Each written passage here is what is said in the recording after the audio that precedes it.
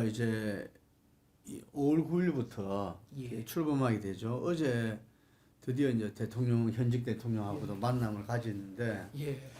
어떻습니까? 지금 그 국정농단으로 해서 탄핵되고 나서 보수가 몰락했다 할 정도로 큰 선거에서 다 졌잖아요. 예.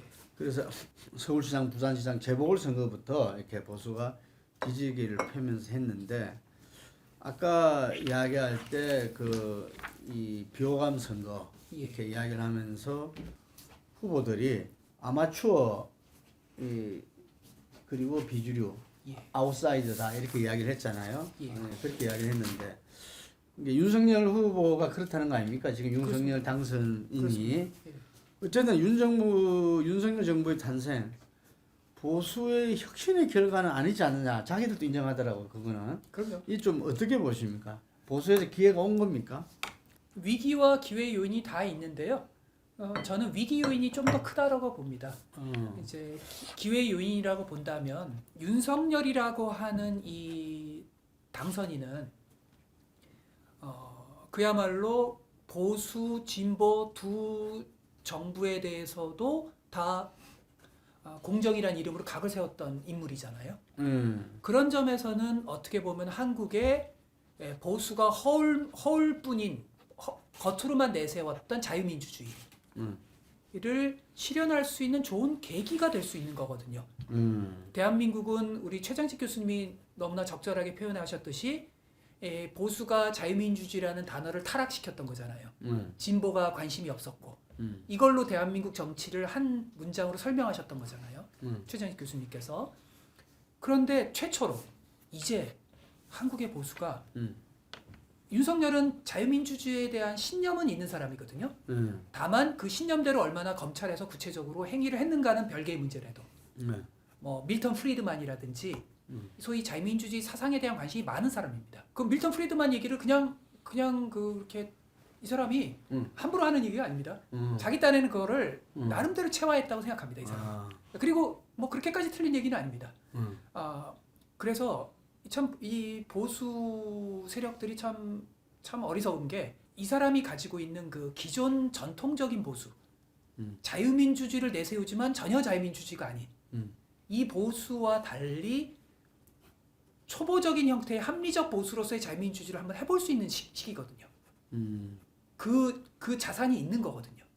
윤석열 두 정부를 다 건드렸으니까. 소위 말하는 공정이라는 기치를 새 행정부의 그 만트라, 한국말로 뭐라 그러죠? 그 새 정부의 기치로 내걸 수 있는 거죠. 자유민주주의라고 하는 건 결국은 그 핵심 태제 중에 하나가 견제와 균형이잖아요. 견제와 균형의 핵심은 미국 대통령제의 핵심인 의회가 중심되고 대통령과 함께 협의하는 제도잖아요. 그러니까 한국에서 자꾸 대통령 중심제라고 잘못 알고 있는데 미국은 의회 중심의 대통령제거든요. 그게 한국은 미국 대통령제가 원형이잖아요. 그래서 미국식 대통령제의 본질이 핵심이거든요. 그게.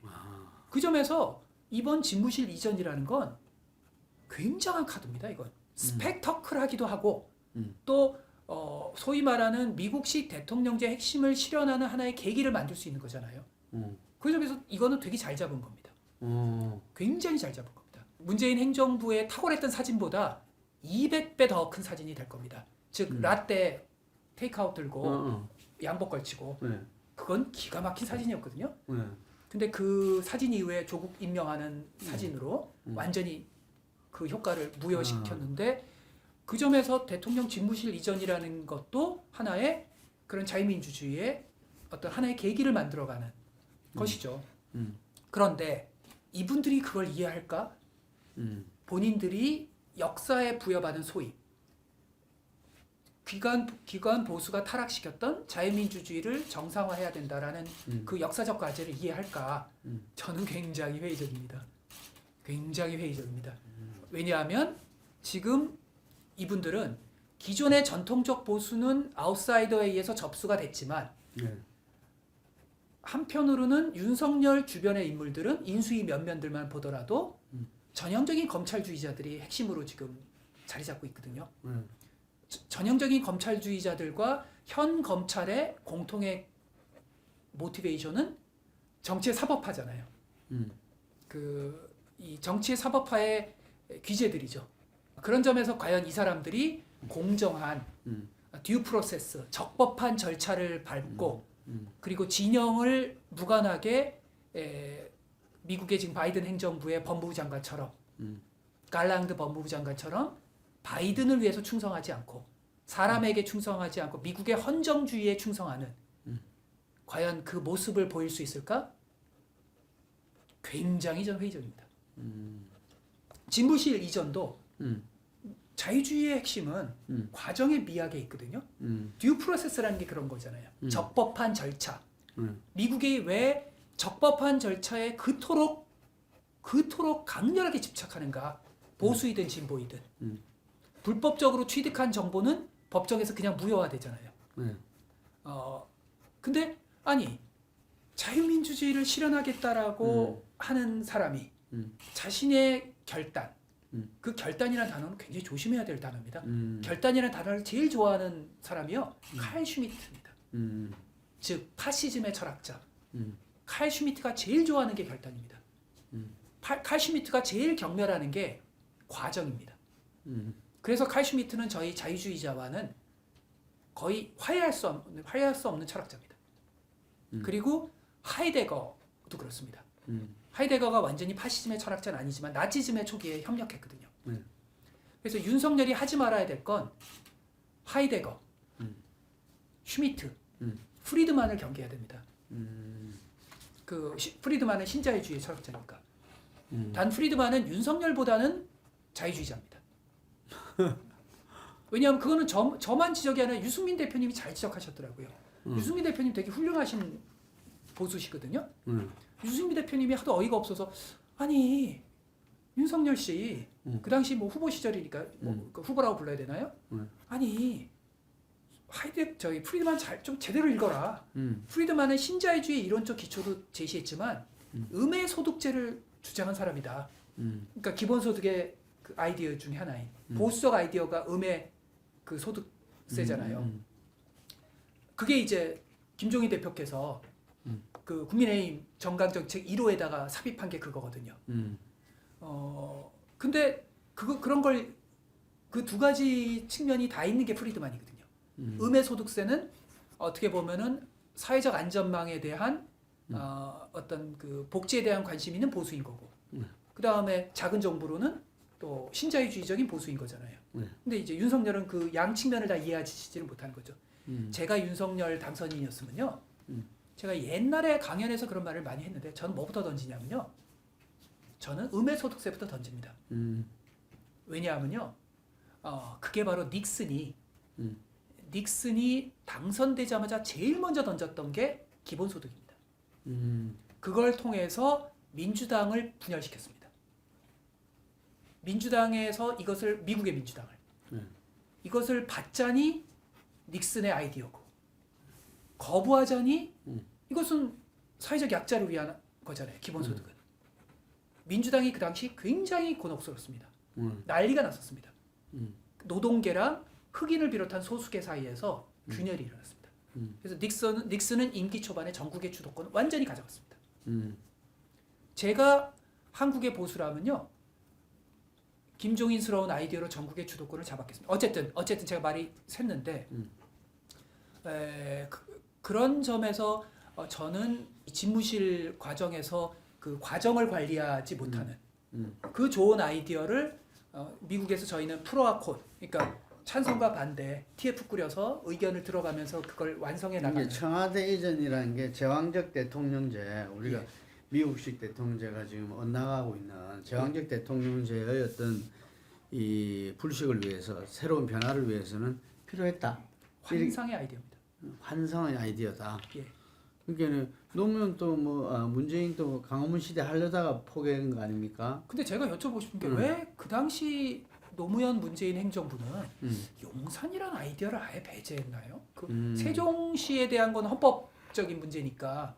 근데 이번에 신의 한 수라는 생각이 드는 게요. 용산이. 예. 용산은 신의 한 수입니다. 그러니까 다만 이제 그 과정 관리 과정에서 안보랑 그다음에 용산 공원에 대한 신중한 판단의 부분에서는 아직까지 이 의도하지 않는 엄청난 문제가 생길 수는 있어요. 하지만 제가 여기서 제가 되게 신의 조심스러운 한수라는 이야기하는 걸 뭘 이야기 지리적인 걸 말하는 겁니까? 두 가지 의미에서요. 하나는 저걸 신중하게만 추진하면, 그러니까 일단 청와대가 개방되는 것 자체의 그 스펙터클은 뭐 그건 누구나 인정하는 요소잖아요. 일단 그거를 가능하게 했다라는 거고, 그 다음에 이 용산 공원이 장기적으로 용산 공원이 백악관 라파에트 광장처럼 장기적으로 바꿔 나가진다면, 그거와 이제 집무실 쪽이 연결된다면 그 그림도 환상적인 그림이 되는 거죠. 그 다음에 용산 공원을 얼마나 생태적으로 21세기 최고의 생태 공원으로 만들 정도의 비전. 예를 들어서 김석철 선생님이 만약 계셨다면, 김석철 선생님 같은 거장이 계셨다면, 지금처럼 저렇게 무슨 그 윤석열 당선인이 무슨 군사작전 하듯이 나와가지고 옆에 그림 어설프게 그려놓고 이렇게 안 하셨을 겁니다. 용산 이전이 가지는 세계사적 의미부터 시작했을 겁니다. 그래서 제가 당선인이었으면요, 용산이라고 하는 걸 대한민국 역사상 왜 새로운 패러다임인가만이 아니라 한반도 유라시아 부분에서 이것이 어떻게 연결되는가 속에서 이 문제를 제기하고, 그 다음에 국가적 토론하고, 그 다음에 세계적인 건축가에게 맡기겠어요. 저 같으면. 근데 저걸 저런 식으로 아주 아마추어적으로 저걸 관리하는, 물론 정치적으로는 저게 의미가 있을 수 있을 겁니다. 6월 지방선거 앞두고 5월 1일 날 어쨌든 저거 개방되면 여론이 확 바뀌거든요. 그 측면에서는 그 정치적으로는 현명하다라고 할 수는 있겠지만, 그러나 저는 그렇게 생각하지 않습니다. 저것이 가지는 어마어마한 가치를 저렇게밖에 축소 못 시키는 우리나라 보수들의 저 천박한 시야인 거죠. 천박한 시야도 시야지만 과정을 관리하는 게 자유주의인데, 그 과정을 폭력적으로 무시하는 거는 여전히 국민의힘이 자유민주주의 세력이 아니라는 걸 보여주는 거죠. 아까 기회 요소로서 이제 이걸 이야기를 했는데, 금방 이야기한 부분들이 이 한계라 볼 수 있겠습니까? 예, 기회 요소라는 게 또 더 많은데요. 제가 항상 저는 그런 주장을 했었거든요. 근데 오늘 제가 휙 오다가 잠시 봤는데 민병두 선배님이 비슷한 얘기를 어디다 피렌체에 써놓으셨나 그랬는데요. 저는 항상 그 대선을 할 때마다 그런 얘기로 많이 야단을 맞았는데, 역시 너는 나이브하고 선비야. 그러니까 저는 제가 대선 후보님들한테 코칭할 때 본인이 진영으로서 주장하는 것만 하지 말고 초당적으로 함께 할 수 있는 걸 제안해서 함께 그것을 협의체를 만들어 나가는 식으로 하면 안 되냐. 그때 제가 만났던 전략가들이나 만났던 의원들은 조금 이상하게 저를 쳐다보더라고요. 왜 쟤는 저런 말도 안 되는 얘기를 할까? 저는 그게 좀 이해가 안 됐어요. 근데 이번 선거에서 깜짝 놀랐던 게요. 김동연 후보가 선거 나오기 전부터 책에서 그 공약위원회 같은 아이디어를 제안했던 거잖아요. 그리고 그걸 일부 정치권에서 받았던 거잖아요. 그래서 공약위원회라는 걸 통해서 후보들이 서로 일치하는 부분서부터 그 당선되면 같이 해나가는. 근데 민병두 선배가 오늘 비슷한 얘기를 하더라고요. 옛날에 민병두 선배도 2012년 선거 때 그런 아이디어를 제안한 적이 있다. 이제 그런 것처럼 제가 윤 당선인은요, 제일 먼저 그 소득세 공약하고요. 제일 먼저 그 초당적인 분을 TF 위원장으로 해서 그 공약 실현위원회부터 만들겠어요. 그래서 이번에 후보들이 나온 공약들의 70%들은 그냥 100일 만에 다 해버리겠어요, 저는. 이 안철수 지금 인수위원장이 전에 후보 시절에도 이런 이야기를 한 것 같아요. 일단 그래서 연금이라든지 이런 합의하죠. 서로 예. 합의할 수 있는 건 해나가자 이런 이야기를 한 것 같은데, 그리고 한편으로 보면은 그 이재호 상임고문 같은 경우는 극우 중립 내각이 필요하다.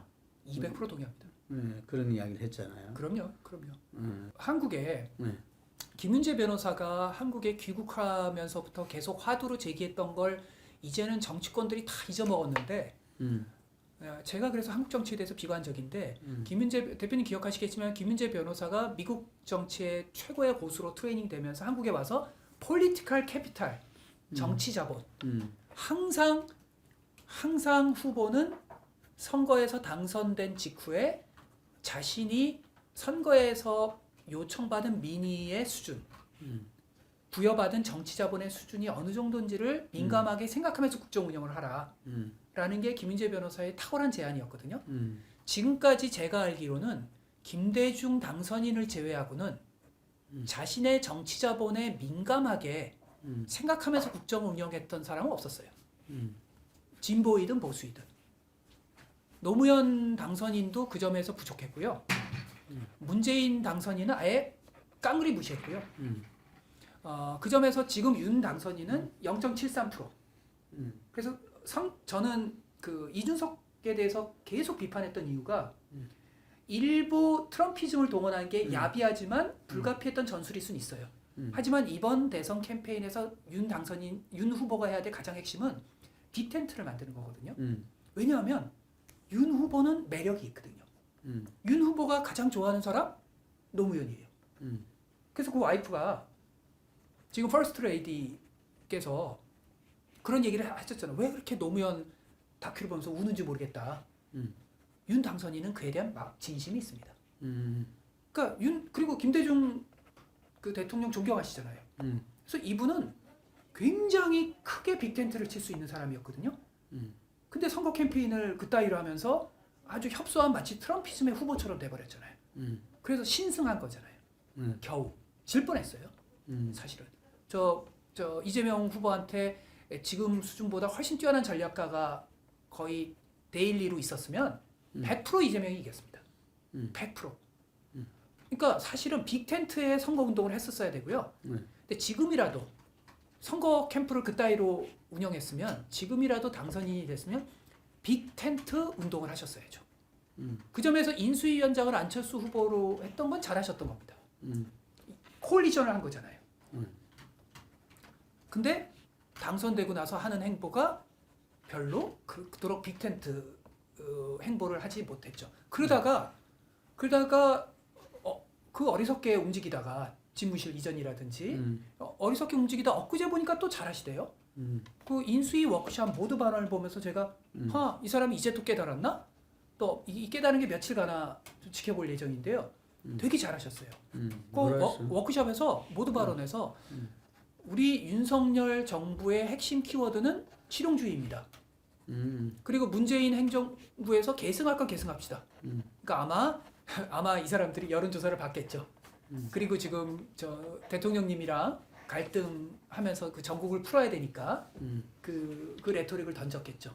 근데 그 레토릭이 진심이라면 퇴임할 때 저 멋있게 퇴임할 수 있습니다. 끝까지 실용주의랑 현 정부에서 계승할 거. 그래서 초당적인 공약위원회 만들어서 한 70% 그냥 해버리면 돼요. 그것만 해도 역사에 남을 업적이 될 겁니다. 근데 잘 못하겠죠. 왜냐하면 이 사람들에게는 사정의 DNA가 있거든요. 검찰주의자들에게는. 그리고 거기에는 민주당도 한몫할 겁니다.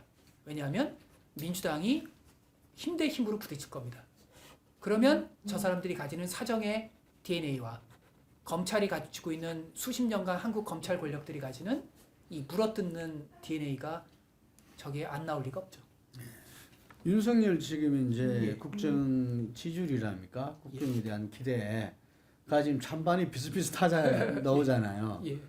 이거는 뭐 진영 대결의 연속선상으로 봐야 됩니까? 어떻게 봐야 되죠? 제가 어떤 아는 분의 표현을 빌어서 아까 모두의 정치적 무승부 표현을 했잖아요. 그러니까 지금 대표님 말씀에 공감하는 게 정치적 무승부였습니다. 그래서 그거를 집무실 이전을 저렇게 어리석게 관리하다 보니까 다시 진영의 대결이 전면화된 부활된 거죠. 거기다가 중도적인 분들 그리고 본인이 집토끼인 보수 일각에서도 보수적인 분들의 특징은 안보 불안이잖아요. 그러니까 보수적인 집토끼조차의 일부도 불안감을 느끼게 됐고 그 다음에 중도층들이 다소 이반했고 하는 부분들이 지금 저러한 여론조사로 나타나는 거죠. 예. 그래서 사실은 제가 그 민주당 강연 초반에 그런 얘기를 드렸는데요. 텔레비전 토론에서 무조건 이재명 후보가 진다.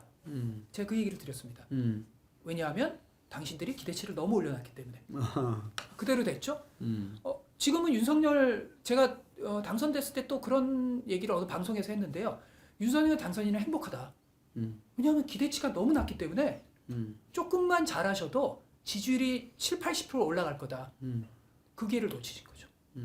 지금이라도 늦지 않았는데 글쎄요. 모르겠습니다. 그럼 뭐 어쨌든 간에 대통령제에서는 대통령이 잘해야 좋은 거죠. 그럼요. 그죠?